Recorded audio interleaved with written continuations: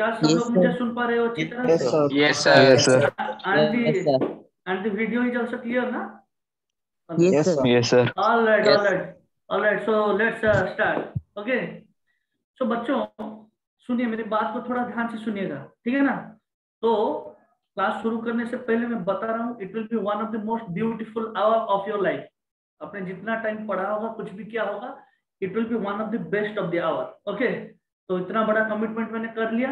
अब सिर्फ अटेंटिवली मुझे सुनिए 1 घंटा, उसके बाद बताइएगा कितना चीजें आपको सीखने के लिए मिली। बच्चों मैं यहाँ पर बैठा हूँ, आप सोचिए क्या मैं यहाँ से फटाक पर खड़ा होकर किसी को मार दूंगा? बंदूक से गोली मार दूं क्या? सब मार सकता हूँ क्या? No sir. No sir. No sir. Sir. क्या मार सकता हूँ क्या? कोई भी नो मैं सर। तो क्या और कोई किसी को मार सकता है? फटाक से बैठा हो उठ के गोली मार दे किसी को, क्या कर सकता है ऐसे? भाई आईन कानून नाम की भी कोई चीज होती है, सर। समझ रहे हो? आईन कानून होती है, जेल हो Yes, जाएगी, sir. उससे फांसी हो जाएगी, लग जाएगी। तो we all of the human beings are abided by certain rules and regulation. हमारे लिए बहुत सारे रूल्स एंड रेगुलेशंस हैं which we need to be abided by. तो उनके तहत ही हमने सारे काम करना होता है। समझ रहे हो बात को? हमारे लिए संविधान है, बहुत सारी रूल्स रेगुलेशंस बनाई गई है। जैसे अभी रूल ये बना है कि लॉकडाउन शटडाउन चल रहा है तो सारे लोग घर में रहें, बाहर नहीं आओगे। तो बाहर आओगे तो आपने रूल को ब्रेक किया, चालान कटेगा, जुर्माना होगा। समझ रहे हैं बात को? तो हम सब के लिए, ह्यूमन बींग्स के लिए रूल्स रेगुलेशंस हैं।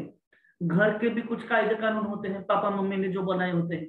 तो आपको इतना टाइम पढ़ना है, ये करना है, ये करना है, इस टाइम पे ये करना है। समझ रहे हैं बात को? ठीक उसी हिसाब से प्रकृति, नेचर के भी कुछ रूल्स हैं। क्या रूल्स है? जैसे कि मैं अगर इस पेन को ड्रॉप करूं बच्चों तो ये रुक नहीं जाएगा, वहां पर ऊपर की तरफ नहीं जाएगा। क्या होगा? सिर्फ और सिर्फ नीचे की तरफ ही आएगा। This is law of gravitation. समझ रहे हैं बात को? तो जैसे हमारे लिए बहुत सारे रूल्स बने हैं, जैसे हमारे लिए बहुत सारे रूल्स बने हैं ह्यूमन बींग्स के लिए, ठीक उसी हिसाब से प्रकृति के जो लॉज हैं, जो रूल्स हैं, उसी को ही बोला जाता है physics. My self Supreet sir and I welcome you all to our peace family, Kautilya Institute of Integrated Science, Kautilya Institute of Integrated Science। ठीक है ना? तो चलिए शुरू करते हैं आज का क्लास। बहुत सारी मिस्टीरियस चीजों के बारे में मैं बताऊंगा। समझ रहे हैं? टाइम ट्रेवल क्या है, और माहौल क्या है, आपने सुना होगा सारी चीजों के बारे में। मतलब समय शुरू कहाँ से हुआ, what was the beginning of the universe, big bang कैसे हुई, ब्लैक होल क्या है, और माहौल क्या है, क्या टाइम ट्रेवल पॉसिबल है, क्या क्वांटम टेलीपोर्टेशन पॉसिबल है। बहुत सारी मिस्टीरियस चीजें हैं। What is beyond the universe, universe के बाद क्या, बिग बैंग से पहले क्या था। समझ रहे बात को? तो बहुत सारी ऐसे मिस्टीरियस क्वेश्चन है। तो I welcome you all to this mysterious journey of physics. ठीक है, तो चलिए आज का क्लास शुरू करते हैं। बहुत सारी चीजें जानने के लिए है। तो क्लास शुरू करने से पहले आप टेंशन मत लीजिए नोट्स के बारे में। I will share the annotated notes. ठीक है, क्लास के बाद आपको पूरा नोट्स मिल जाएगा क्लैरिटी के साथ।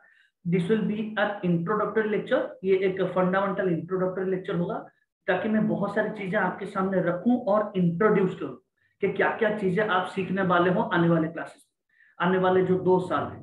First of all I congratulate you all कि आपने चूज किया है। बहुत सारे बच्चों को ये प्रिविलेज ही नहीं मिलती कि द मिस्ट्री ऑफ साइंस को समझने में। तो आपने बाय चॉइस साइंस को चूज किया हो या बाय चांस घर में किसी ने बोला इसलिए चूज किया हो, एनीवेज तो आप आ चुके हो, एंटर कर चुके हो साइंस की दुनिया में। आई वेलकम यू ऑल। ठीक है ना? चलिए शुरू करते हैं आज का क्लास। तो बच्चों पहली चीज, क्या आपने सोचा है, सब लोग को सुनाई दे रहा है ना मेरी बात clearly? Yes, sir. Yes, sir. Yes, Yes, sir. you are clear. You. क्या आप सोचिए, we are not going to study physics just for the sake of securing marks in the exam. 10th तक बात कुछ अलग थी, आपको कुछ पढ़ना था, उसके लिए आपको मार्क रखना था। लेकिन मैं, क्योंकि मैं खुद रिसर्च करता हूँ फिजिक्स में, ओके, सो मेरी रिसर्च फील्ड है आइंस्टाइन थ्योरी ऑफ रिलेटिविटी। तो मैं आपकी मतलब बौद्धिक विकास के लिए आपको कुछ ऐसी चीजें, कुछ ऐसी इंस्ट्रूमेंट्स दूंगा, समझ रहे हो, इंटेलेक्चुअल इंस्ट्रूमेंट्स, ताकि आप इस यूनिवर्स को, इस नेचर को थोड़ी और अच्छी तरह से समझ पाए। क्योंकि हम फिजिक्स पढ़ने वाले हैं। अगर बच्चों में आपसे पूछूं क्या या फिर आप मुझसे पूछो कि सर कहां पर दिखेगा फिजिक्स, वेयर इज फिजिक्स, मैं क्या बोलूंगा, बच्चों ये क्वेश्चन ही रॉन्ग है, this question itself is wrong. मेरा काउंटर क्वेश्चन ये है, आप ये बताइए फिजिक्स कहां पर नहीं है। डे टू डे लाइफ में, रोजमर्रे की जिंदगी में कोई कहां पर भी कुछ भी आप कर रहे हो, एवरीथिंग एंड एनीथिंग, सारी जगह फिजिक्स अप्लाई होती है। आप सोचिए तो, एक छोटी सी चाय की प्याली आपने रख दी टेबल के ऊपर, थोड़ी देर बाद वो ठंडी हो जाती है, ये सुनो, that is propagation of heat. Heat कैसे घटता जाता है। मैंने ये कपड़ा पहना है, आप पहनते हो कपड़ा, पापा मुझे स्ट्रेचेबल मटेरियल चाहिए, क्या है इसका मतलब, इलास्टिसिटी। समझ रहे हो, आकाश में रेनबो दिख रहा है, दैट इज कॉल्ड डिस्पर्सन। पृथ्वी सूरज के चारों ओर घूम रही है, that is called gravitation. Electron nucleus देखिए, इतने बड़े लेवल पे पृथ्वी सूरज के चारों ओर, the revolution of earth around the sun is called gravitation, it is an application of physics. The revolution of electron around the nucleus, it is also an application of physics. आप एक जगह चल पा रहे हो, क्यों, फ्रिक्शन की वजह से। मैं किसी को मारूं तो एक्शन का रिएक्शन होता है, न्यूटन थर्ड लॉ की वजह से। मैंने आज खाना खा के आया, बहुत सारा एनर्जी आ गया, इसको हम पढ़ेंगे वर्क पावर एनर्जी चैप्टर में। समझ रहे हो, एक गाड़ी कितना डिस्टेंस और डिस्प्लेसमेंट मूव कर रहा है एक टाइम इंटरवल में, स्पीड बोलते हैं उसको, मोशन को पूरा आप स्टडी कर पाओगे। कोई object solid state, liquid state, गैसीय स्टेट में, कौन से स्टेट पे है, सारी चीजों का आप पढ़ोगे स्टेट्स ऑफ मैटर में। तो मतलब टाइड्स कैसे क्रिएट होती है, समझ रहे हो, समंदर में वेव एंड ऑसिलेशन में हम पढ़ेंगे। बात को समझ रहे हो ना। कंप्यूटर जो पैदा हुआ हमारा, क्वांटम मैकेनिक्स, वो छोटा सा ही पार्ट है। नक्षत्र, ग्रह नक्षत्रों को देख पा रहे हो, एस्ट्रोनॉमी, एस्ट्रोफिजिक्स, वो भी फिजिक्स का पार्ट है, जो कि मेरा रिसर्च टॉपिक है। तो बात को गहराई से समझो, छोटे से छोटे लेवल पे, माइक्रोस्कोपिक लेवल पे, आज वेल एज मैक्रोस्कोपिक लेवल पे। माइक्रोस्कोपिक का मतलब होता है बच्चों बहुत छोटे लेवल पे, समझ रहे हो, यानी कि एटॉम के अंदर क्या घट रहा है, वो उसको समझने के लिए भी आपको फिजिक्स की जरूरत है। बहुत बड़े लेवल पे, सेलेसियल स्तर पे, यूनिवर्स पे क्या क्या घटनाएं घट रही है, उसको समझने के लिए भी फिजिक्स की जरूरत है। समझ रहे हो, तो बहुत सारी मिस्टीरियस चीजें हैं। If you understand physics, if you know the basics of physics, इसीलिए फिजिक्स को रॉयल सब्जेक्ट बोला जाता है।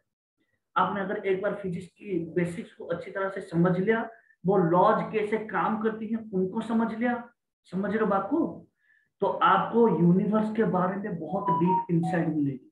आप कहां से आए हो, how the universe came into being, समय कहां से शुरू हुई, बिग बैंग कैसे हुआ, हम अभी प्रेजेंट सिचुएशन क्या है यूनिवर्स में, क्या होगा आगे जाके, समझ रहे हो। बहुत सारी चीजों की इंसाइट आपको मिलेगी धीरे धीरे करके।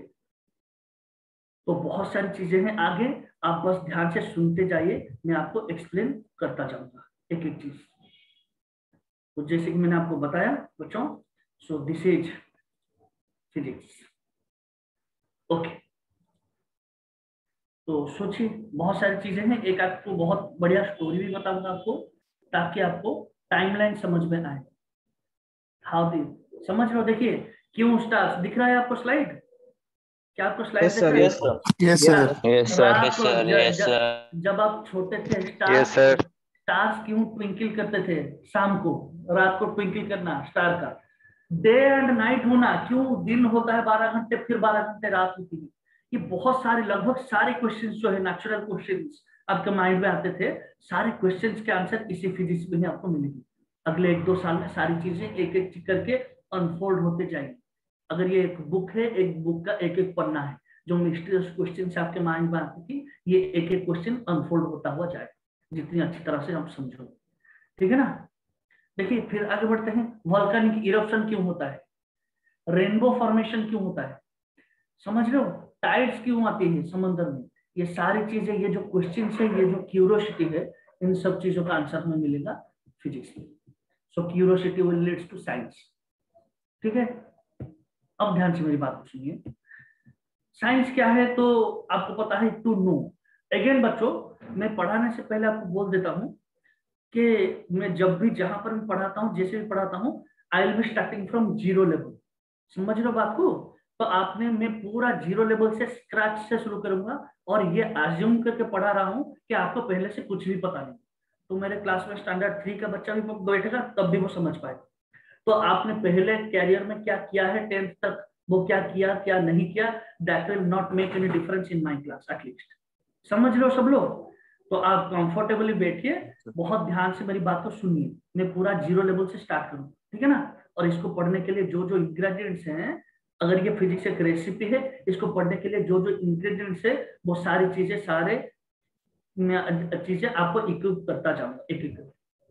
तो बस सिर्फ और सिर्फ मुझे आपका अटेंशन चाहिए, ठीक है? सो साइंस का मतलब क्या है, मैं पूरा जीरो लेवल से शुरू करूंगा, पूरा जेई लेवल तक नीट देते हुए, मेडिकल एंट्रेंस एग्जाम और बोर्ड लेवल देते हुए फिर एंट्रेंस लेवल तक जाऊंगा। तो हमारा जर्नी जो होगा जीरो लेवल से जेई लेवल तक। तो आप बहुत ध्यान से सुनिए, मैं ये अज्यूम करके पढ़ा रहा हूँ, आपको पहले से कुछ भी पता नहीं। क्या आप समझ पा रहे हो मेरी बात को? सो मेक योरसेल्फ कंफर्टेबल, आराम से बैठिए, समझते चलिए। Yes sir. तो क्या है, 3 बच्चे, क्या क्या है साइंस के बेसिक 3 बच्चे, फिजिक्स, केमिस्ट्री, मैथमेटिक्स, बायोलॉजी। समझ रहे हो? अब मैथमेटिक्स क्या है थोड़ी देर बाद आऊंगा, पहले तो आप ये समझिए, this is an introduction. Physics है किंग, रॉयल सब्जेक्ट है। अब फिजिक्स को एक्सप्रेस करने के लिए जो चाहिए लैंग्वेज, उसको बोलते हैं मैथमेटिक्स। उसके बारे में भी मैं बताऊंगा थोड़ी देर बाद, 2 मिनट का कमेंट दूंगा। लेकिन आप पूछोगे sir what is the basic difference between physics and chemistry? Biology तो ठीक है, चलिए, मतलब ह्यूमन का है या फिर प्लांट है, उसको स्टडी करना। लेकिन फिजिक्स और केमिस्ट्री जो पिलर्स हैं साइंस के, क्या है उनके बीच का difference?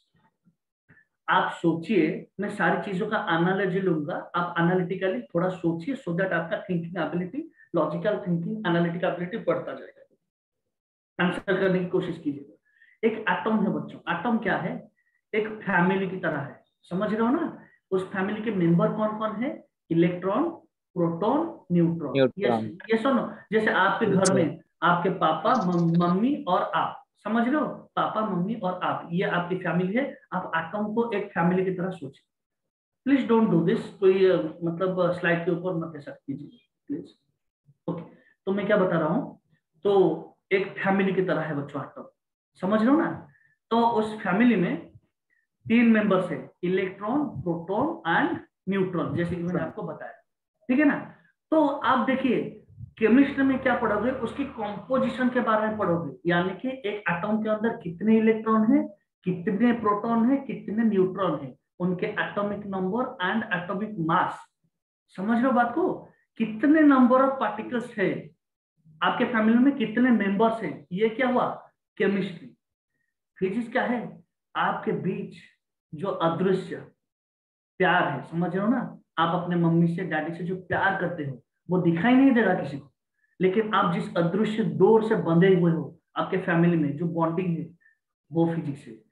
It is the force of attraction between the nucleus and the electron. समझ रहे हो ना? हम आगे जाके पढ़ेंगे प्रोटॉन और इलेक्ट्रॉन कैसे एक दूसरे को अट्रैक्ट करते हैं, प्रोटॉन प्रोटॉन कैसे रिपेल करते हैं। ये जो अदृश्य डोर है, जिस डोर से वो बंधे हुए हैं, उसको हम बोलेंगे फिजिक्स। समझ रहे हो? केमिस्ट्री में बस आप स्ट्रक्चर के बारे में पढ़ो, कितने आदमी थे, समझ रहे हो ना?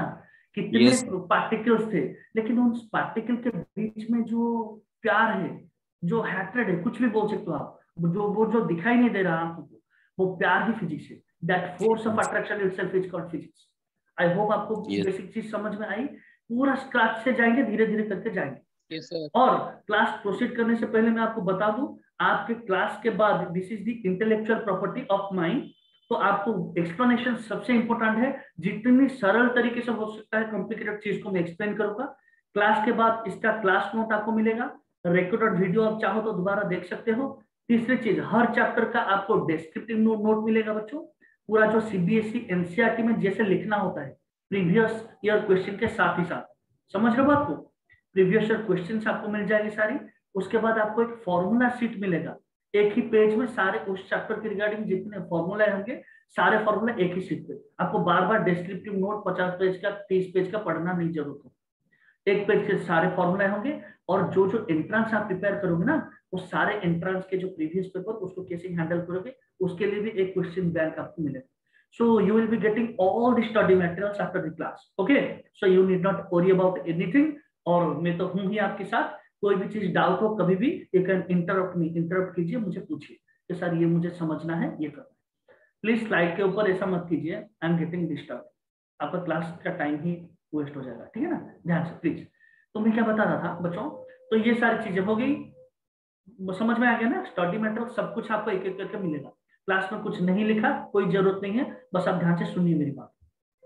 अब आते हैं, मैं एक स्टोरी पे आऊंगा, तो अब फिजिक्स के डेफिनेशन पे आते हैं। कोई पूछेगा बच्चों ये फिजिक्स क्या है, मुझे बताइए, हालांकि है बहुत सारे डेफिनेशंस, प्लीज अनोटेट मत कीजिए, मैं बार बार रिक्वेस्ट कर रहा हूँ आप सबसे, अनोटेट मत कीजिए स्लाइड के ऊपर, मैं डिस्टर्ब हो रहा हूँ, ध्यान से सुनिए। सुनाई दे रहा है ना सबको अच्छी तरह से? Yes, sir. Thank you thank you thank you thank you. तो मैं क्या बता रहा था बच्चों, ध्यान से सुनिए मेरी बात को। अब कोई पूछेगा बंदा कि बच्चों बेटा साइंस आप पढ़ रहे हो, व्हाट इज फिजिक्स, पहला डेफिनेशन मुझे बताओ। तो जैसे कि मैंने आपको पहले बताया था क्लास के शुरुआत में कि कोई ऐसे खड़ा किसी को गोली नहीं मार सकता, किसी को गाली नहीं दे सकता, तो रूल्स रेगुलेशंस होती है हमारे, जैसे हमारे लिए रूल्स रेगुलेशंस होती है बच्चों, ठीक उसी हिसाब से प्रकृति के भी रूल्स रेगुलेशंस है, समझ रहे हो? हाँ, somebody is asking sir where we can see the recorded class will be shared to you, ठीक है ना, क्लास के बाद आपको शेयर कर दिया जाएगा, ठीक है, don't worry about it. Okay, तो जो क्लास में अगर पहले 5-10 मिनट आपने मिस किया है तो आपको शेयर कर दिया, ठीक है, don't worry about it. Okay, तो देखिए, तो मैं क्या बता रहा हूँ, कोई आपसे पूछे बच्चों व्हाट इज फिजिक्स, मैं पूरा फंडामेंटल से जीरो से जा रहा हूँ बच्चों, ध्यान से सुनिए, और एक बार सुनिए लाइफ टाइम के लिए आपके साथ रह जाएगी ये सारी चीजें। व्हाट इज फिजिक्स, आप क्या बोलोगे सर? प्रकृति, नेचर की स्टडी, और जो जिस लॉ के तहत नेचर काम कर रहा है, the study of nature and the laws governing it is called physics. क्या आपको समझ में आ रहा है? जैसे कोई भी गेम आप खेल रहे हो, जैसे क्रिकेट हो या फिर चेस हो, कोई भी गेम खेल रहे हो, सारे गेम्स का एक रूल है ना, एक रूल के तहत चेस खेल रहे हो तो कौन सा मतलब घोड़ा कैसे जाएगा आगे बढ़ेगा, कौन कैसे आगे बढ़ेगा, राजा कैसे आगे बढ़ेगा, समझ लो बात को? तो देयर आर रूल्स। हेलो, समझ पा रहे हो ना सब लोग बच्चों? Yes, sir. ठीक उसी हिसाब से जब आप क्रिकेट खेल रहे हो तो बॉलर हाथ उसका ना मुड़े 90 डिग्री से, बैट्समैन अपने क्रीज के अंदर रहे, वहां पर भी रूल्स होता है। तो नेचर जिस रूल के तहत हमारे साथ खेल रहा है, ये जो हम पैदा होकर बड़े हो रहे हैं फिर मर जाएंगे बहुत दिनों बाद, ये हम क्या कर रहे हैं, एक गेम ही खेल रहे हैं, नेचर हमारे साथ एक गेम खेल रहा है। तो उस नेचर को स्टडी करना और उसके रूल्स को समझना ही फिजिक्स है। तो आपसे कोई पूछे कि बच्चों what is physics, it is the study of nature, quote on quote बता रहा हूं, it is the study of nature and the laws governing, nature के स्टडी को और जिस जिस लॉ के तहत नेचर काम कर रहा है उन लॉ को समझना ही फिजिक्स है। हालांकि बहुत सारे डेफिनेशन है, ये एक इंटेलेक्चुअल डेफिनेशन है। अगर लेकिन आपको आपका कोई छोटे भाई और बहन पूछे तो भैया व्हाट इज फिजिक्स, मैं भी तो स्टैंडर्ड 7 में पढ़ रहा हूँ, आप मुझे ये नेचर वेचर मत बताओ, रूल्स मत बताओ, मुझे बताओ बस, समझ रहे हो ना, मुझे बस बताओ फिजिक्स क्या है एक लेमैन लैंग्वेज। बड़ा वाला डेफिनेशन से मुझे पता चल गया, it is the study of nature and laws. क्या क्या लॉ होंगे? लॉ ऑफ ग्रेविटेशन होंगे, लॉ ऑफ एक्शन रिएक्शन होंगे, कूलम्स लॉ होंगे, इलेक्ट्रिक फील्ड के लॉ होंगे, मैग्नेटिज्म के लॉ होंगे, स्टेट्स ऑफ मैटर के बहुत सारे लॉज होंगे, काइनेमेटिक्स के समझ रहे हो ना, इक्वेशन ऑफ मोशन बहुत सारे लॉ होंगे, F equal to M law होगा। सारे लॉज को समझना ही फिजिक्स है, जो कि हम समझेंगे रिटर्न। लेकिन अब अगर आपका कोई छोटा भाई और बहन हो, वो आपसे पूछे कि भैया या दीदी मुझे एक सिंपल लैंग्वेज में बताओ क्या है फिजिक्स, क्या बताओगे? It is the study of physical quantity. क्या बताया मैंने? Can you repeat my self? It is the study of physical quantity. वो पूछेगा कि भाई ये तो ठीक है, लेकिन ये फिजिकल क्वांटिटी क्या बोला है, ये फिर फिजिकल क्वांटिटी क्या हो गया? तो physical quantity are those quantities which can be, ध्यान से सुनिए मेरी बात को, physics is the study of physical quantity. अगर कोई आपसे पूछे कि ये फिजिकल क्वांटिटी क्या है, सिंपली उसको बताइएगा जिन क्वांटिटीज को नापा जा सके, the quantities which can be measured are called physical quantity. समझ लो बात को? Physics is the study of, मैंने क्या बताया बच्चों आपको?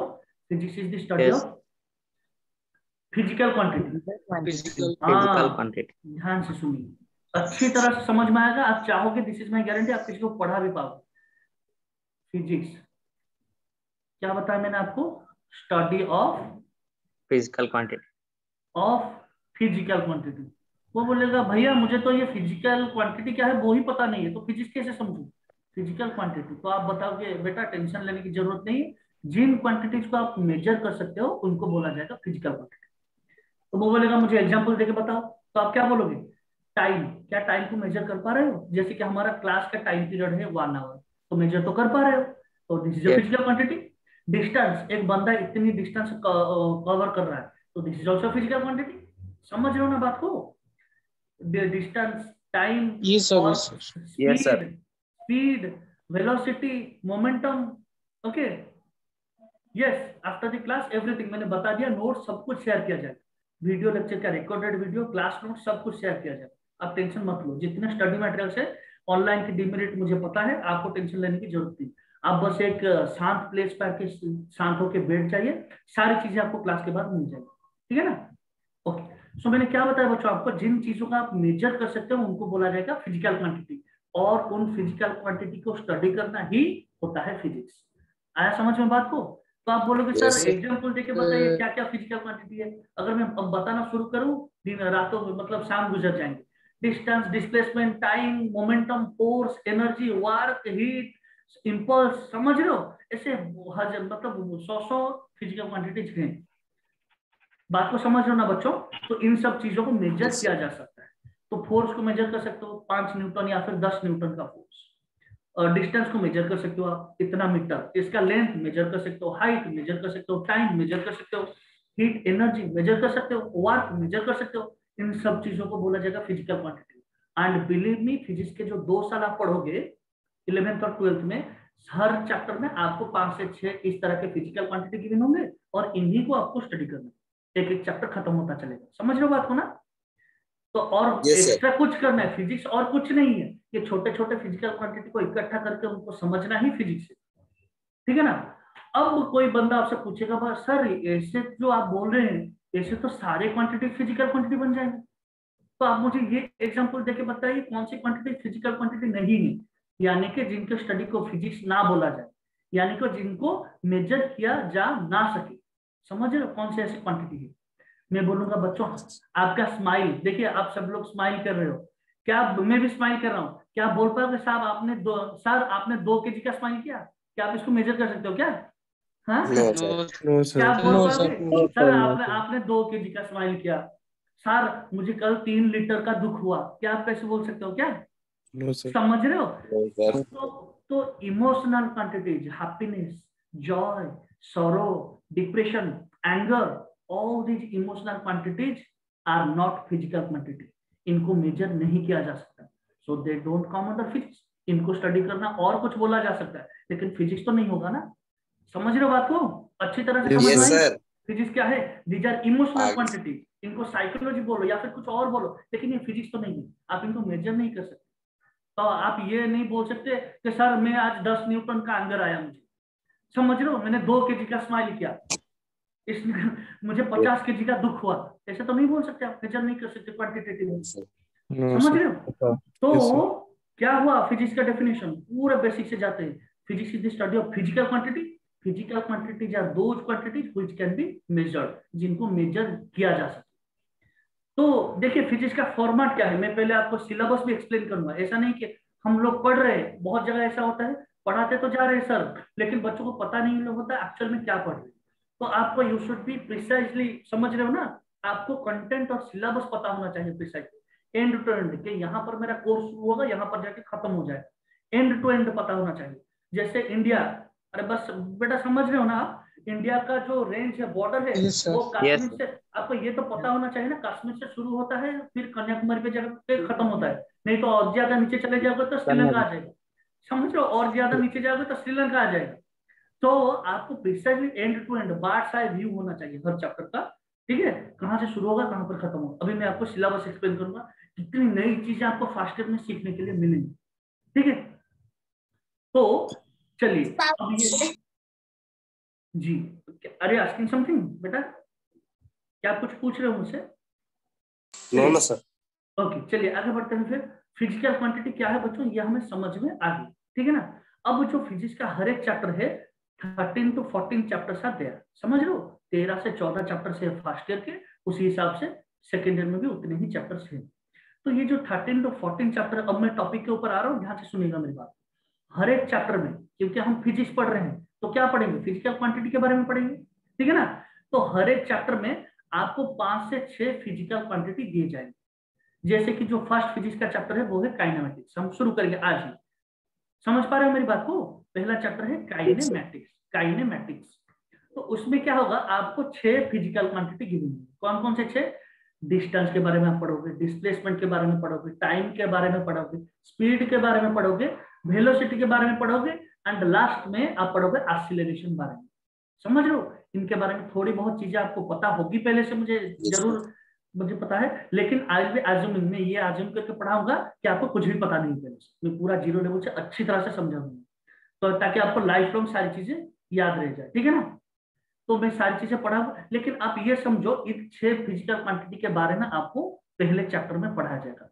इनके डेफिनेशन को अच्छी तरह से समझाया जाएगा, उनका रियल लाइफ एग्जाम्पल वहां वो कहाँ पर अप्लाई होते हैं, ठीक है ना। तो बहुत सारी चीजें अच्छी तरह से समझाई जाएंगी। उसके बाद इन 6 क्वांटिटी को इंटरलिंक करके हम कुछ इक्वेशन फॉर्मेशन करेंगे, जैसे कि V = U + 80। आपने सुना होगा कहीं ना कहीं पर, ये सुनो। यस जैसे सर। यहाँ पर क्या हो क्या रहा है, आप स्पीड को एक्सीलरेशन और टाइम के साथ रिलेट कर रहे हैं। वेलोसिटी को, स्पीड को, समझ रहे हो ना बात बच्चों? V = U + 80। ए है एक्सीलरेशन, T है टाइम, B है स्पीड या फिर वेलोसिटी। वेलोसिटी बोल लीजिए। आपको पहले इन तीनों को अच्छी तरह से समझना है और उनको इंटरलिंक करके एक इक्वेशन लिखना है। उस इक्वेशन के ऊपर बेस्ड कुछ न्यूमेरिकल प्रॉब्लम सॉल्व करने हैं, and that will be the end of the chapter. Exactly इसी हिसाब से 14 के 14 चैप्टर खत्म होंगे, आपको पता भी नहीं चलेगा इतनी अच्छी तरह से। समझ रहे हो?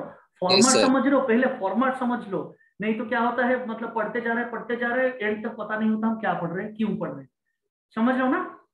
तो स्पीड को अच्छी तरह से, तो ये जो चीज मैंने बताई, हर चैप्टर में आपको कुछ फिजिकल क्वांटिटी गिवन होंगे, 5 से 6, ज्यादा से ज्यादा 6। उन चीजों का आपको समझना है, इंटरलिंक करके फॉर्मुलेशन करना है, उन फॉर्मूले या फिर इक्वेशन के ऊपर बेस्ड कुछ क्वेश्चन सॉल्व कीजिए, that will be the end of the chapter. क्या आपको ये बात समझ में आई? Yes sir. ठीक है, तो ये है फिजिक्स का हर चैप्टर का कॉन्सेप्ट। अच्छा, दूसरी चीज क्या है बच्चों? फिजिक्स, एक बार मैं आगे बढ़ता हूं। देखिए, जैसे कि मैंने बताया आपको, physics is the study of nature and its laws. ये था पहला डेफिनेशन। बहुत सारे डेफिनेशन होती है एक चीज, ठीक है ना। अब देखिए, आप ध्यान से सोचिए तो, दिख रहा है आपको 2 फिगर्स? क्या बच्चों ये 2 फिगर्स देख पा रहे हो? Yes sir. क्या देख रहे हो? पहले फिगर में आप क्या देख पा रहे हो? सन के पृथ्वी या फिर घूम रहा है यस, और एक एप्पल गिर रहा है सर। जी exactly. A planet is revolving around the sun. Sun के चारों ओर प्लैनेट घूम रहा है, अर्थ घूम रहा है, और उसके चारों ओर मून घूम रहा है। समझ रहे हो ना? और दूसरे केस में क्या दिख रहा है आपको? पेड़ के नीचे बैठे हुए हमारे प्यारे न्यूटन साहब, ठीक है ना। प्यारे से न्यूटन बैठे हैं पेड़ के नीचे, उनके सर पर एप्पल आके गिर रही है। क्या आपने कभी सोचा है न्यूटन को क्यों इतने बड़ा औहदा की साइंटिस्ट बनाया था? क्यों वो सबसे, हमारे टाइम के सबसे बड़े साइंटिस्ट? अभी मैं आपको बताऊंगा सब साइंटिस्ट के बारे में, हाउ साइंस इवॉल्व। 10 मिनट्स का एक स्टोरी भी बताऊंगा आपको। समझ रहे हो? साइंस कैसे इवॉल्व हुआ, उसका पास्ट कैसा था, कहाँ से शुरू हुआ था एग्जैक्टली, अभी कहाँ तक पहुंचे हैं हम, और इसके बाद आप सबके लिए क्या क्या प्रोस्पेक्ट है फ्यूचर साइंस में। समझ रहे हो ना? ये सारी चीज अभी मैं बताऊंगा 10 मिनट्स का एक स्टोरी बताऊंगा। लेकिन अभी सोचिए, न्यूटन क्यों न्यूटन है? न्यूटन इसलिए न्यूटन नहीं है कि उन्होंने ग्रेविटेशन का इजाद कर दिया, इन्वेंशन कर दिया, नो, डिस्कवरी कर दी, नो। वो इतने बड़े साइंटिस्ट है। अगर हम, मेरे ऊपर अगर मतलब सेव फल गिरती, एप्पल, तो मैं क्या करता, या फिर आप क्या करते? उसको खा लेते, खुश होकर घर चले जाते। ये सर नो, हम खा लेते, भाई बहुत बढ़िया एप्पल है, पका हुआ एप्पल है, उसको खा लिया, घर चले गए। लेकिन उनकी सोच देखिए कितनी बड़ी है। उन्होंने इतनी छोटी सी चीज को रिलेट कर लिया स्पेस के साथ। उन्होंने ये सोच पाया, उनका रेंज कितना बड़ी है, थॉट लेवल कितना बड़ा है। मैं ये सोच आपके पास ट्रांसफर करने की कोशिश कर रहा हूँ। उन्होंने ये सोच पाया, हम होते तो खा के चले जाते, लेकिन उन्होंने सोचा कि जिस वजह से, जिस कारण की वजह से, जिसको आगे जाके उन्होंने ग्रेविटेशनल फोर्स नाम दिया, जिस कारण की वजह से, जिस रीजन की वजह से ये पेड़ से एप्पल गिर रहा है, रीजन वही एक ही है। उसी रीजन की वजह से ही पृथ्वी सूरज की चारों ओर घूम रही है, समझ लो, जिसका रीजन का नाम है ग्रेविटेशनल फोर्स। तो उनका रेंज कितना ज्यादा था, समझ रहे हो ना, उन्होंने उतनी छोटी सी यस चीज को लेके रिलेट कर पाए पृथ्वी के साथ, उनसे पहले किसी ने नहीं सोचा था। अब मैं डिटेल के ऊपर बहुत, कोपरनिकस, आइंस्टाइन, न्यूटन, क्या क्या एक ही टाइमलाइन पर कौन से साइंटिस्ट कहां पर आए थे, उन सब के बारे में बताऊंगा आपको, ठीक है ना। अब एक मिनट सुनिए मेरी बात। तो जैसे कि मैंने बताया, ये चेस की गेम की तरह होती है, ये एक चेस की क्या होती है, चेस की गेम की तरह होती है। तो आप जितना उसको समझते जाओगे, देखते जाओगे गेम को, उतनी समझ आपकी बढ़ती जाएगी। सुन रहे हो मेरी बात को ना, जितना आप समझते से देखते Yes, जाओ। Yes sir, sir sir. आप क्रिकेट पे खेल रहे हो, क्रिकेट जो खेल रहा है बंदा, उसको तो क्रिकेट के बारे में अच्छी तरह से पता है, रूल्स रेगुलेशन। फर्ज कीजिए आपको तो कुछ नहीं पता, आप तो ऑडियंस हो, लेकिन आप बार बार खेल को देखते हुए आप भी रूल्स को समझ चुके हो, ये सर नो, Yes, sir. ये सर नो। तो this is our motto, this is our, हम यही कर रहे हैं। फिजिक्स के जो लॉज है, बार बार एक पेन को मैं ड्रॉप कर रहा हूं, हर बार वो नीचे आता जा रहा है, हर बार नीचे आ रहा है। तो इससे ये मुझे लॉ के बारे में पता चल रहा है कि कोई ऐसा फोर्स है जो उसको खींच रहा है नीचे, उसको बोला जाएगा आगे जाके ग्रेविटेशन। बार बार एक रिलेशन, कुछ एक्सपेरिमेंट करके हम उसको ध्यान से समझ रहे हैं। सुन रहे हो ना मेरी बात को अच्छी तरह से। Yes, sir. तो यस रूल्स, और उस rules Yes, and sir. Regulation को समझना ही फिजिक्स है। जैसे मैंने बताया, बहुत सारे फिनोमेना है, इन सारे फिनोमेना को आप अच्छी तरह से समझ पाओगे फिजिक्स में। तो जैसे कि ये है आइंस्टाइन साहब, E equal to mc square, इसके बारे में मैं बहुत डिटेल में बताऊंगा आपको। जो बॉम्ब बनता है, न्यूक्लियर फिजिक्स में हम पढ़ेंगे डिटेल के ऊपर, एटम बॉम्ब, न्यूक्लियर बॉम्ब कैसे फॉर्मेशन कैसे होता है। लेकिन अब एक चीज मैं आपको ध्यान से बताता हूँ। हाँ, अब आते हैं थोड़ा, एक चीज को समझिए बच्चों, बहुत सारे बच्चों का कंफ्यूजन होता है कि सर हम फिजिक्स तो पढ़ेंगे लेकिन मेरा मैथमेटिक्स थोड़ा वीक है। बहुत सारे बच्चों का ये है या नहीं, बताइए मुझे, साइंस पढ़ते Yes, वक्त। sir. हाँ, ये यस सर बहुत सारे। Yes, तो sir. सोचो Yes. Yes, sir. ये सर, तो क्या है, बहुत सारे बच्चों का ये होता है, सर मुझे मैथमेटिक्स में मैं थोड़ा सा अव्वल नहीं हूँ, तो क्या मुझे फिजिक्स पढ़ने में प्रॉब्लम है? The answer is no, absolutely no. तो बात ये आती है, क्यों ये क्वेश्चन उठता है, क्यों फिजिक्स पढ़ने के लिए मैथमेटिक्स की जरूरत क्यों है? पहले आप ये सोचिए, इसको मैं बहुत सिंपल एग्जांपल में बता रहा हूँ। मैं आपको पढ़ा क्या रहा हूँ अब तक, तो आपको समझ में आता, फिजिक्स पढ़ रहे हैं हम, ये सुनो, फिजिक्स पढ़ रहे हैं। यस सर लेकिन मैं अब बात को, मेरे अंदर जो बात है उसको एक्सप्रेस करने के लिए, ये जो एक्सप्रेस कर रहा हूँ मुंह से, कौन सी लैंग्वेज यूज कर रहा हूँ? Hindi and English. समझ रहे हो बात को? यस सर हिंदी यस और सर इंग्लिश बोल तो रहा हूँ, हिंदी एंड इंग्लिश, लेकिन इंटेलेक्चुअली समझा क्या रहा हूँ? फिजिक्स। समझ रहे हो बात को ना? मुझे यस सर फिजिक्स समझाने के लिए एक लैंग्वेज चाहिए जो हिंदी और इंग्लिश है, लेकिन लिखने के लिए हिंदी और इंग्लिश से ज्यादा एक बहुत इंपॉर्टेंट लैंग्वेज की जरूरत है, जिसका नाम है मैथमेटिक्स। समझ रहे हो ना? Mathematics is yes just a language to express physics. Physics को कॉपी में एक्सप्रेस करने के लिए एक लैंग्वेज की जरूरत होती है, और इस लैंग्वेज का नाम है मैथमेटिक्स। समझ रहे हो बात बच्चों, बात को? सर उस Yes, लैंग्वेज का sir. नाम है, देखिए, दो मासेस है एक दूसरे को अट्रैक्ट कर रहे हैं, तो या तो आप हिंदी में बोल दो, दो मासेस है एक दूसरे को अट्रैक्ट कर रहे हैं ऐसे, या फिर कॉपी में लिखोगे तो कैसे लिखोगे? It is proportional to m1 m2 by d²। क्या है क्या नहीं, इक्वेशन को में हम बाद में जाएंगे, ठीक है ना। लेकिन आपको ये पता होना है, मैथमेटिक्स एक सिंपल लैंग्वेज है, जिसका मिनिमम जितनी चीजें जरूरत है उतना आपको पता चल गई, तो आपको फिजिक्स अच्छी तरह से समझ में आ जाएगी, ठीक है ना बच्चों? तो यस आपको सर फिर ये माइंड में आ रहा होगा, सर और मैथमेटिक्स में क्या करूं, मैं तो थोड़ा वीक हूं मैथमेटिक्स में। टेंशन लेने की जरूरत नहीं है, मैं एक कोर्स, एक्स्ट्रा कोर्स यहाँ पर ही पढ़ाता हूँ बच्चों, जिसका नाम है कि मैथमेटिकल मिनिमम। ये सिर्फ और सिर्फ आपको किस में ही मिलेगा, मैं आपको पढ़ाऊंगा, ठीक है ना। ये एक 7 डेज का कोर्स है, स्पेशल कोर्स है, द मैथमेटिकल मिनिमम, जिसको मैं बोलता हूँ चैप्टर 0। ये फिजिक्स शुरू होने से पहले ही मैं पढ़ा लूंगा, एक 1 वीक, ठीक है ना। ये है अपना चैप्टर 0। जैसे ही ये 10 डेज में तो नहीं टाइम होगा, इसके बाद जब रजिस्ट्रेशन करके हम, आप हमारा रेगुलर क्लास शुरू हो जाएगा, तभी जो पहला वीक होगा मैथमेटिकल मिनिमम, यानी कि the minimum mathematics required in order to study science and physics. आप लाइफ टाइम में जितना साइंस पढ़ोगे, जितना कुछ भी आप पढ़ो बाद में जाके हायर स्टडीज करो, इतना मैथमेटिक्स अगर पता है आपको, साइंस के एवरी टॉपिक आप हैंडल बहुत इजीली कर पाओगे। This is my guarantee. ये सुनो, आया समझ में बात? Yes, mathematical sir. मिनिमम, इसको मैं Yes, sir. फिजिक्स का चैप्टर 0 फंडामेंटल चैप्टर करके पढ़ाऊंगा। Minimum mathematics required in order to study physics. कितनी चीजें जरूरत है उतना मैं समझा दूंगा। आई बात समझ में? चलिए आगे बढ़ते हैं। फिर फिजिक्स के कुछ चैप्टर्स के बारे में मैं आपको बताता हूँ बच्चों, देखिए ठीक है ना। हेलो, सुन पा रहे हैं बच्चों? मुझे सब Yes, लोग sir. सुन Yes, पा sir. रहे हो ना? Yes, sir. Yes, sir. Yes, sir. जी देखिए,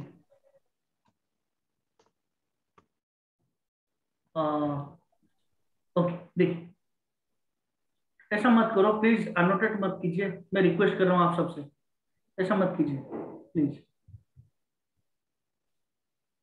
अनोटेट मत कीजिए, मैं डिस्टर्ब हो रहा हूँ बच्चों, please kindly don't do this.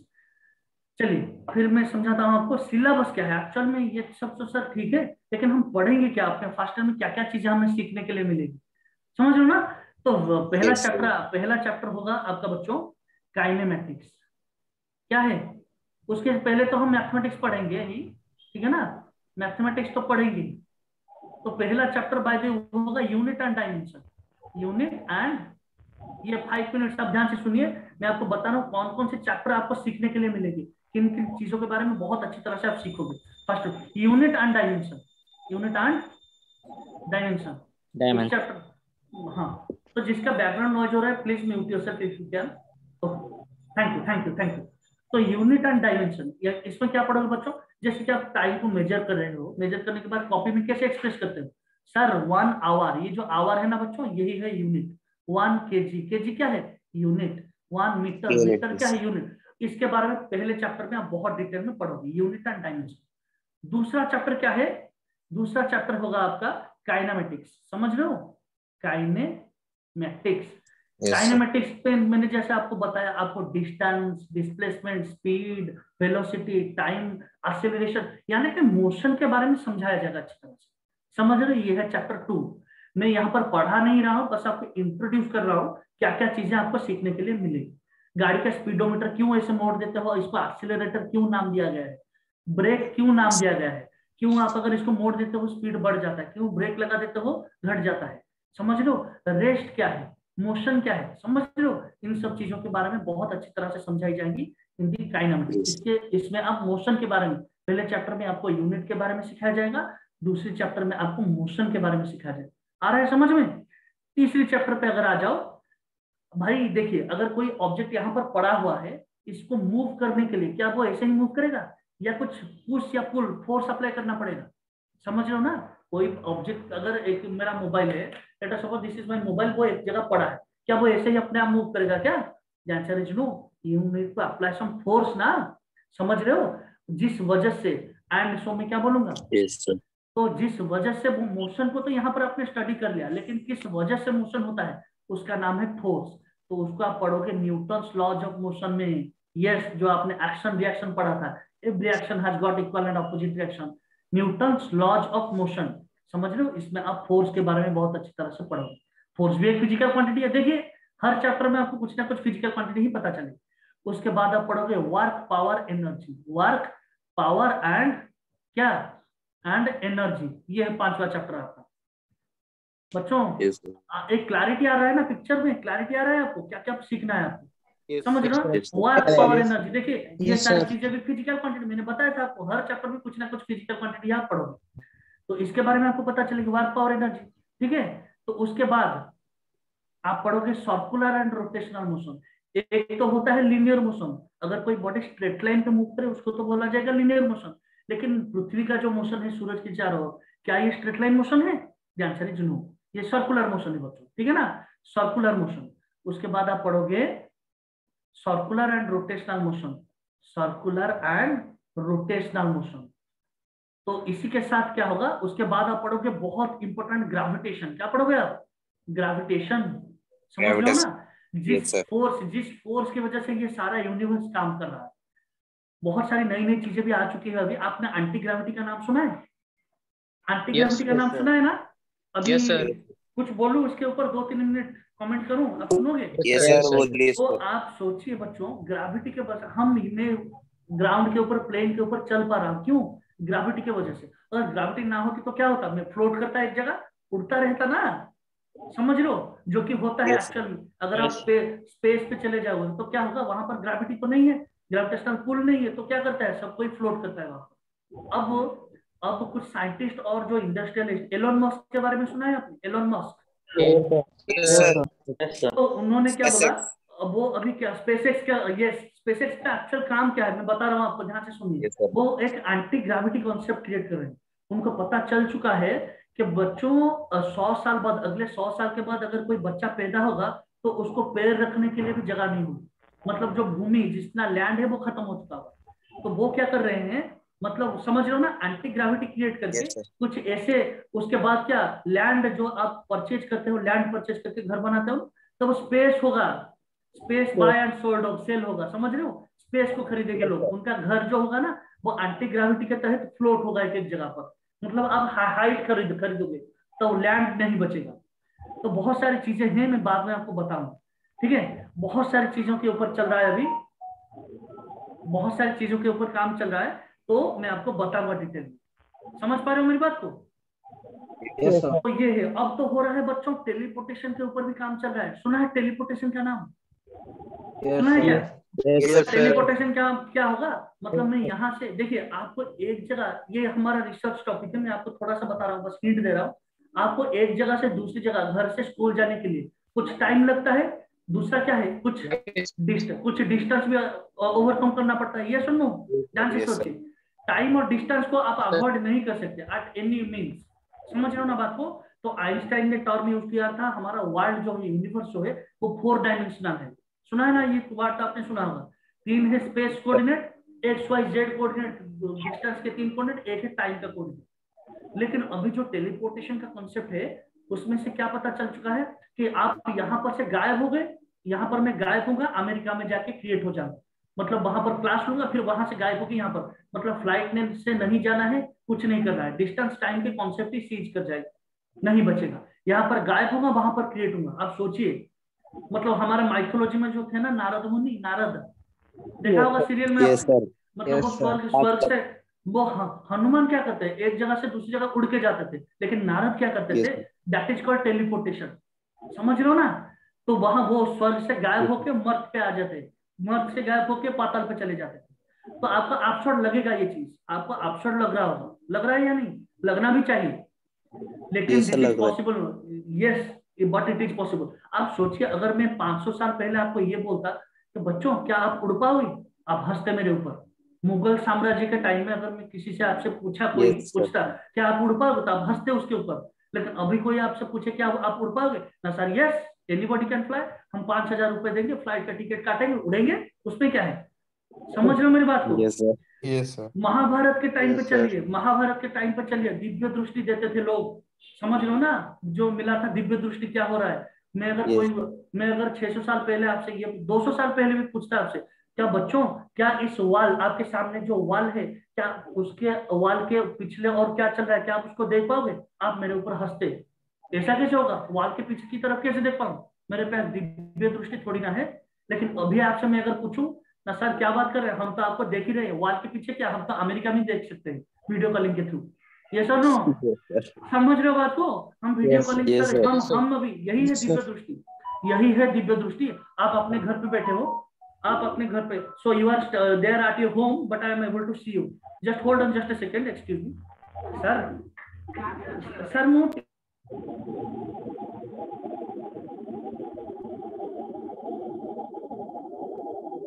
sir, your voice is not audible. Sir voice नहीं आ रही सर। एक मिनट, अब सुनाई दे रहा ना? Yes, हाँ sir. सर Yes, अभी। sir. किसी का बहुत तेजी से बैकग्राउंड नॉइज है, थोड़ा म्यूट कर लीजिए kindly. Thank you, thank you, thank you, thank you. Class smoothly conduct हुआ, बहुत सारी चीजों सीखो, 1 घंटे के अंदर पूरा निचोड़ जितना नॉलेज का है, मैंने 20-25 साल में जितना क्रिएट किया है, सब कुछ आपको दे दूंगा। आप बस माइंडफुली मुझे अटेंटिवली जैसे सुन रहे हो, आई कॉन्ग्रेचुलेट यू अगेन, इतना अटेंटिवली सुन रहे हो, एक्टिवली सुन रहे हो। मैं जहां पर पूछ रहा हूँ आंसर कर रहा हूँ, कर रहे हो आप लोग, तो so thanks lot for that. तो मैं क्या बता रहा था, सुनने मेरी बात को समझ पा रहे हो ना? तो 600 साल बाद अगर पूछता क्या आप दिव्य दृष्टि है, किसी को देख पाओगे, तब नहीं देख पाते थे। अभी लेकिन कॉमन थिंग है, मैं आपको देख पा रहा हूँ, आप मुझे देख पा रहे हो, यही तो है दिव्य Yes, दृष्टि, sir. वीडियो कॉलिंग के थ्रू। तो मैं अब जो बोलूंगा आपको शायद अपसर्ड लग रहा हो, लेकिन इसी के ऊपर वही जाओ, जो चीजें अपसर्ड लगती है उसी के ऊपर रिसर्च होती है, तभी नई चीजें बन के आती है। ठीक है ना? तो बहुत सारी चीजें हैं। ये हो गया आपके ग्रेविटेशन के ऊपर। ग्रेविटेशन जैसे मैंने बताया आपको, इट इज द फोर्स। समझ रहे हो मेरी बात को? जिस फोर्स के तहत एंटी ग्रेविटी की बात कर रहा था, इसलिए मैं उस ओर चला गया थोड़ा। तो ग्रेविटी के बारे में आपको अच्छी तरह से समझ में आएंगी, केप्लर्स लॉज के बारे में समझ में आएंगी, बहुत सारी चीजें आप समझोगे, ठीक है ना? हेलो। उसके बाद तो इसी के साथ साथ इन्हीं 6-7 चैप्टर के साथ आपका बुक 1 एनसीईआरटी के 2 बुक्स है बच्चों, फर्स्ट ईयर के 2 बुक्स है, 11th में 2 बुक्स आर देयर, 12th में भी 2 ही बुक होंगे। तो आपका जो 11th का पहला बुक होगा वो यहीं पर खत्म हो जाएगा, ठीक है ना?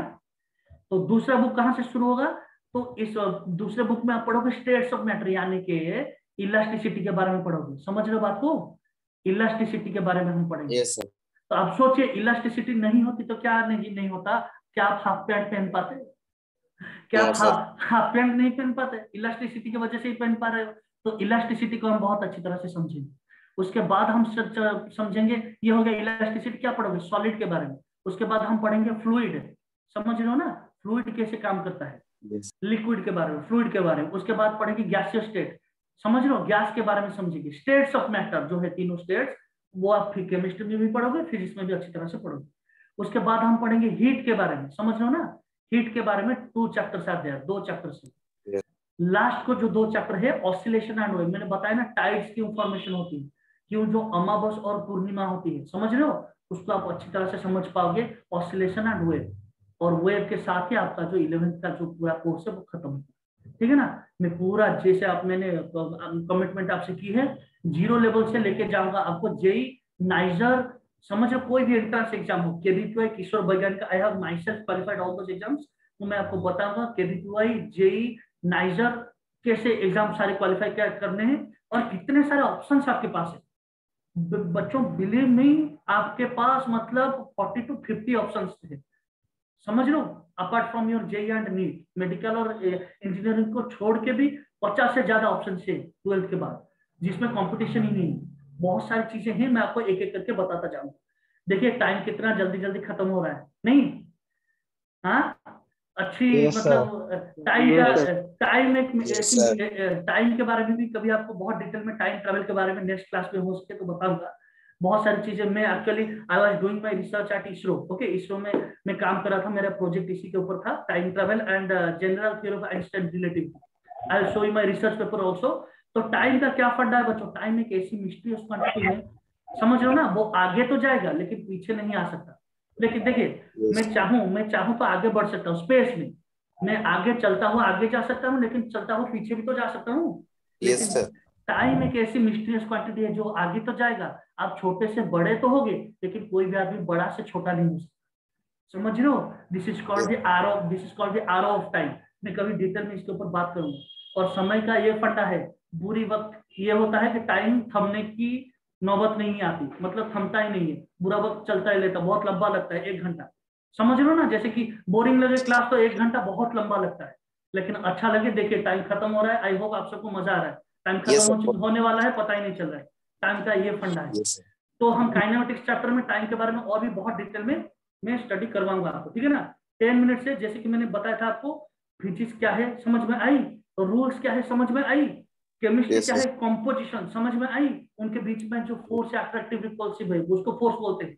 स्टडी ऑफ, मैं एक बार रिवाइज भी कर दूंगा हर क्लास में, मैं लास्ट के जो 30 सेकंड होगा उस पर रिवाइज करूंगा, उसके बाद आपको स्टोरी बता के छोड़ूंगा, ठीक है ना? तो क्या क्या हमने पढ़ा आज? हमने समझा what is physics, it is the study of nature and the laws governing. समझ रहे हो? दूसरा डेफिनेशन क्या था बच्चों? It is the study of physical quantity.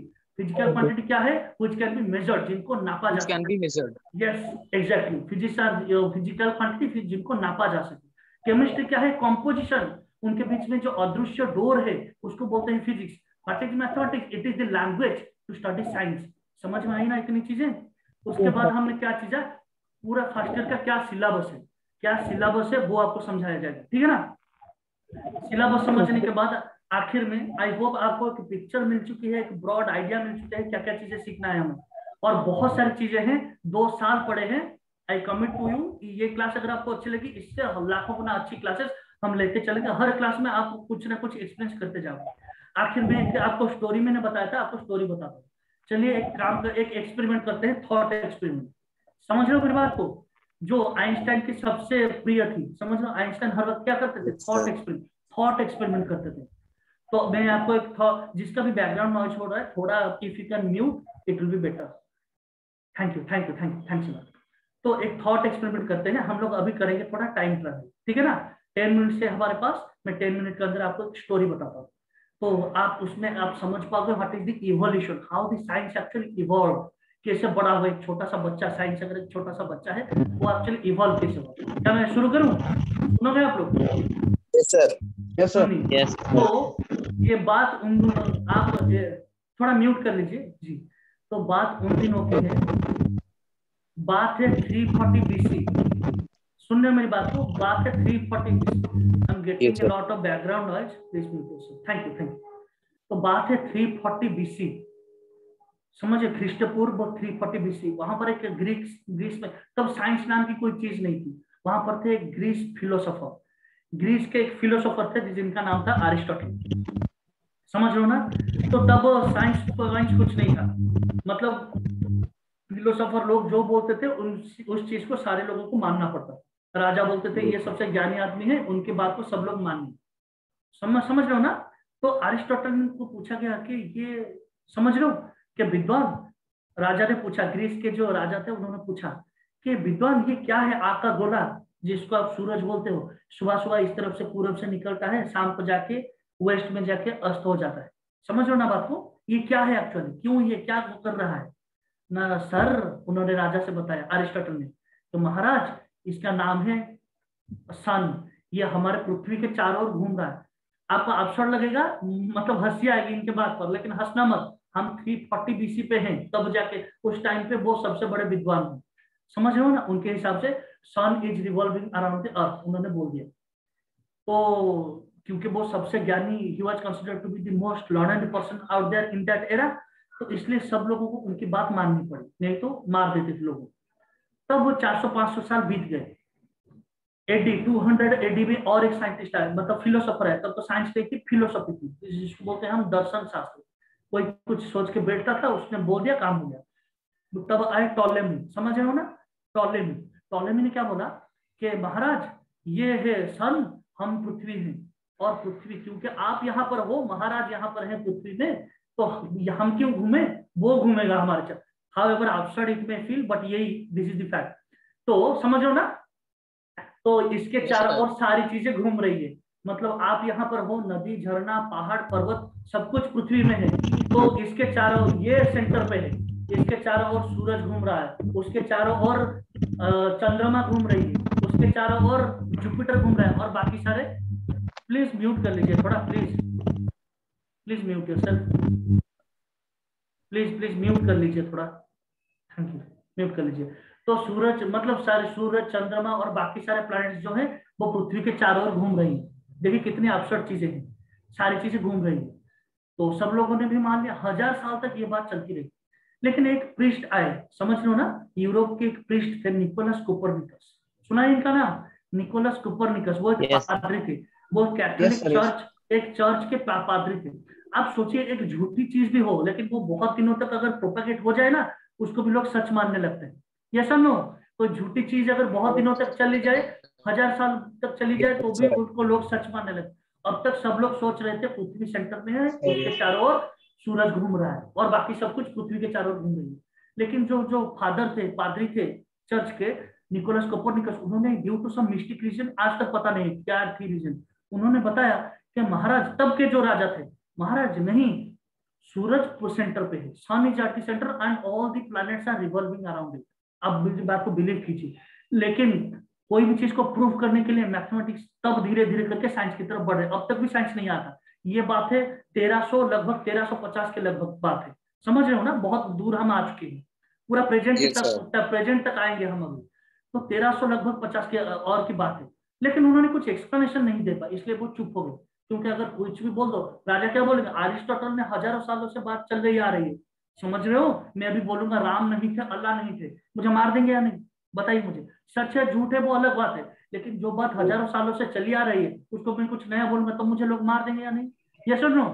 तो ठीक उसी हिसाब से जब उन्होंने Yes, बताया sir. कि सूरज सेंटर पे, उसके चारों ओर पृथ्वी घूम रही है, तो उनकी बात को किसी ने नहीं माना, बोले एक्सप्लेन कीजिए। वो तो फादर थे, उनको एक्सप्लेनेशन नहीं आती, वो चुप हो गए, ड्यू टू सम रीजन चुप होकर बैठ गए। फिर 100 साल गुजर गए, तब आए गालीलियो गालीली, सुना है इनका नाम? गालीलियो, इटाली के गालीलियो। गालीलियो ने पूरा खुल के बता दिया, भाई रिवोल्ट रिबेल हो जाए, अभी कुछ भी हो जाए, मैं तो पूरा क्या करूंगा, रिवोल्ट करूंगा। पृथ्वी sun is at centre, planets are revolving around. लेकिन उनके पास एक्सप्लेनेशन ही नहीं था, समझ लो ना, एक्सप्लेनेशन नहीं था कि कैसे घूम रहा है, क्या कर रहा है। इसलिए उन्होंने बोला, उनको बोला गया आप कॉपी में उसको एक्सप्लेन कीजिए। उन्होंने बोला मुझे तो मैथमेटिक्स पता नहीं है, तब तक तो इतना सब कुछ पता नहीं था, समझ लो ना, साइंस के बारे में। उनको वो नहीं बोल पाए, लेकिन उन्होंने एक नई तरह का साइंस का इजाद कर दिया। बच्चों, हम जो कॉपी पे अभी जो लिख के पढ़ रहे हैं ना, उसको बोला जाता है थियोरेटिकल साइंस। बहुत बड़ी बात मैं बोलने वाला हूँ इस स्टेटमेंट पे, मैं बहुत बड़ी बात बोलने वाला हूँ, ध्यान से सुनिए। हम जो लिख के पढ़ रहे हैं ना, उसको बोला जाता है थियोरेटिकल साइंस। जो आप लैब में जाके एक्सपेरिमेंट करके पढ़ोगे ना, उसको बोला जाएगा एक्सपेरिमेंटल साइंस। एक तीसरा डायमेंशन गैलीलियो ने निकाल लिया। उन्होंने क्या बोला, मैं तो थियोरी तो में तो इतना स्ट्रांग नहीं है, और एक्सपेरिमेंट क्या मैं सूरज को पकड़ के घुमाऊं क्या उसके चारों ओर, ऐसा तो नहीं कर सकता। उन्होंने तीसरा साइंस का इजाद किया, डिस्कवरी किया, जिसको बोला गया ऑब्जर्वेशनल साइंस। टेलीस्कोप निकाला। वो बोला मैं थ्योरी तो नहीं कर सकता, एक्सपेरिमेंट में भी नहीं कर सकता, लेकिन मैं आपको दिखा दूंगा कोई ऐसे इंस्ट्रूमेंट के तहत। उन्होंने क्या किया, टेलीस्कोप का इजाद कर दिया, डिस्कवर। समझ रहे हो बात को? वहीं से ऑब्जर्वेशनल साइंस की शुरुआत हुई। आज जो एस्ट्रोनॉमी आप देख रहे हो, मैं आपको बताऊंगा नेक्स्ट क्लास में, मुझे याद करवाइए। I was there at Bhabha Atomic Research Centre, 3 साल पहले मैं गया था वहां पर। कैसे एक्चुअल में चल रहा है, टेलीस्कोप काम कर रहा है, वो उसके बारे में बहुत डिटेल में बताऊंगा आपको, ठीक है ना। स्टार जब फटता है, सुपरनोवा एक्सप्लोजन होता है, तो क्या होता है बहुत डिटेल में नेक्स्ट क्लास में बताऊंगा। टाइम खत्म हो रहा है, तो गैलीलियो के बाद और 3 मिनट लूंगा, 3 मिनट में खत्म करते हैं क्लास को।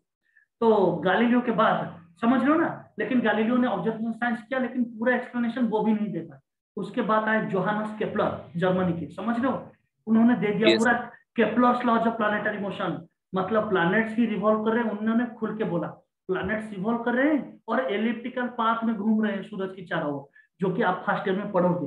गैलीलियो जो मैंने बताया ना ग्रेविटेशन चैप्टर, उसी चैप्टर में आप केपलर और गैलीलियो सबके बारे में डिटेल में पढ़ोगे। यही है आपका सिलेबस फिजिक्स, समझ लो। ये बात है लगभग बच्चों 1527 AD, Kepler's laws of planetary motion. ये जो प्लैनेट्स है वो कैसे घूम रहे हैं, वो भी उन्होंने डिटेल में बता दिया। लेकिन फिर उनसे पूछा गया कि भाई ठीक है घूम तो रहे हैं, लेकिन क्यों, क्यों घूमे, क्यों का आंसर दीजिए, why should the planets revolve around the sun. फिर केपलर भी हार मान के, भाई ये तो मुझे पता नहीं क्यों घूम रहे। फिर चला गया 150 साल। अब बात है 1687, 1687 एडी, समझ रहे हो। एक बंदे बैठे थे, सबसे बड़े बंदे, इंग्लैंड के, यूके के, एप्पल के पेड़ के नीचे बैठे थे, समझ लो। उनके ऊपर सेब गिरी, और उसके बाद क्या हुआ, रेस्ट इज हिस्ट्री, आप सबको पता है। वो बोले the reason behind the movement of planets around the sun is gravitation. उन्होंने पूरा ग्रेविटेशन का पूरा कॉन्सेप्ट दिया, उसको पूरा अच्छी तरह से एक्सप्लेन किया, जो कि हम फर्स्ट ईयर में पढ़ेंगे।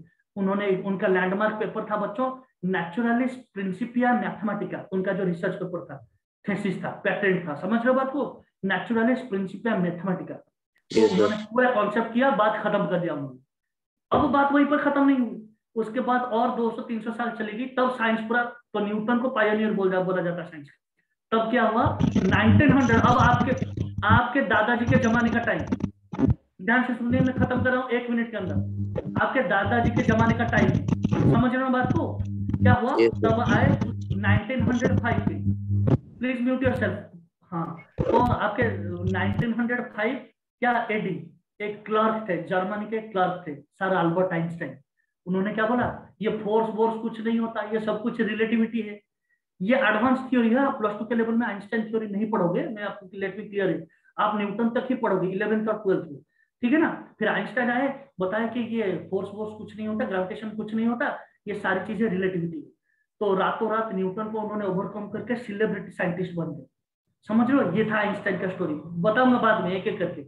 उसके बाद फिर चला गया आपके पापा के जमाने का, समझ रहे हो, टाइम आ गया 1964, मतलब यही 50 साल पहले एक न्यू साइंटिस्ट आए, जिनका नाम क्या है, सर स्टीफन हॉकिंग, समझ रहे हो बात को। Yes sir. उन्होंने बोला क्या आप इतने हल्ला गुल्ला मचा रहे हो, न्यूटन आइंस्टाइन बंदो, समझ रहे हो ना, ये सब चीजें आप मत बोलो, आप जो चीजें बता रहे हो आप सिर्फ 4% के अंदर ही हो, बाकी 96% is hidden dark energy, dark matter, anti gravity, anti particle, जिनके बारे में हमें कुछ पता ही नहीं है।